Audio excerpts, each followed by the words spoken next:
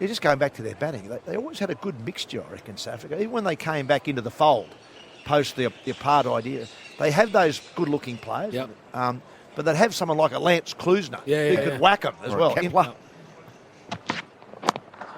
Defending in the offside. Well, Cronje was a bit of a dasher, wasn't he? Yeah, Cronje. And they had Gary Kirsten, they had Peter Kirsten, Andrew Hudson. Yes. So they were Cullinan. they were good-looking players, but then all of a sudden someone like Lance Klusener would come out. Bop it. Yeah, with his legs about a metre apart and just stand and deliver. Yep. So they had a nice mixture of And then batters. McMillan. Yeah, came in Brian after him. McMillan, he's a good all-rounder, yeah. Big Mac. Yep. Even Paddy Simcox down the order there.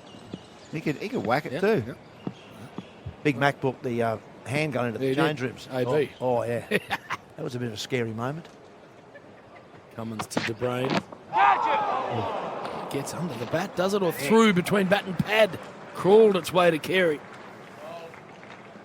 Yeah, he played for East Lancs, I reckon. I know how Accrington that got under the bat in the Lancashire League in '89. I was playing for Nelson. I remember him walking over to say hello because you always said hello to the other pro. Yeah.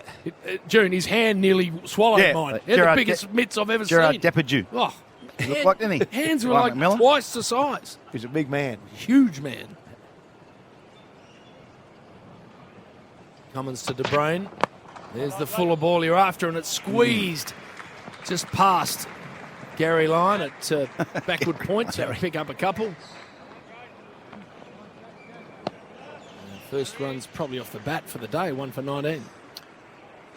I thought I was going to get a chance to captain the Australian cricket team a little earlier when he brought that handgun into the game. So he said, where's Border? Because he'd had a bit of a crack with him out in the field. Yeah. Mate, don't worry, I was vice-captain. I'll put it straight away. That fella over there, So when he came in the handgun at AB, what did he follow it up with verbally? Well, he walked. Apparently, he'd said to AB out in the field.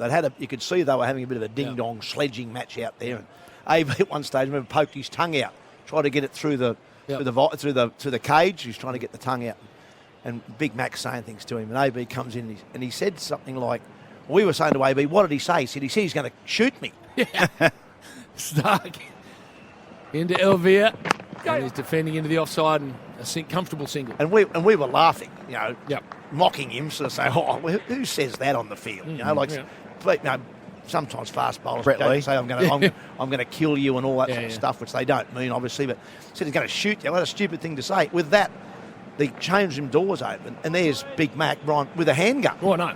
With an actual handgun. Comes in with it, wow. And he said, where's Border? And that's what I said, he's over there. That fella there, the little beard, in the corner. And he sits down, plonks the handgun on the table, and he's got a couple of Castle Lagers in his pocket, which is the local beer. Gives one to AB and one to himself, says, AB, they'll enjoy that today. That's how Test cricket should be. Competitive on the ground, and we'll have a beer afterwards. So they start having a beer. Didn't reference the gun. Well, I'll get to that in a minute. All right. De Bruyne facing Stark. And off the hip to square leg, no run. So eventually we now work out that Brian McMillan's a really good fella. So we start having this beer, and then we sort of say to him, mate, what about the handgun? Where'd you get the handgun? You didn't bring that to the ground, surely. He said, no, I asked the security guy on your door if I could borrow his gun. He said, no problem. Just handed the gun over. So there he was with his handgun provided by the security guy. So if you ever think security's that tight in South Africa, well don't be misled. He would have a gun at home, though, I'm sure. Oh, Big Mac would have, yeah. Oh, probably multiple. Yeah, a couple. He's heading out on the Veld. Stark to De Bruyne. Defending comfortably on the offside, 1 for 20, no run. So where did he say to Warne then? That was out in the field. No, that was in Adelaide before we went. Warne was mocking him about not being able to play him. Warne was bowling him last day in Adelaide, and he was bowling wrong-uns. He could not pick him. Couldn't pick him. And so Warne started going, oh, leggy. And he'd bowl him the leggy, and he'd play and miss it. And he'd go, oh, wrong-un. And he'd bowl a wrong-un. And Warne thought this was very funny, as we all did, until Big Mac pulled away and said, hey, Warne, lots of people die in South Africa every day. One more will make no difference. And Shane would have shut up. Warne was very quiet after that. Stark to De Bruyne. Clipping it just wide of mid-on, but no run there. Paddy Cummins doing the fielding. Because Warne had it was the first series back for South Africa, in Australia anyway.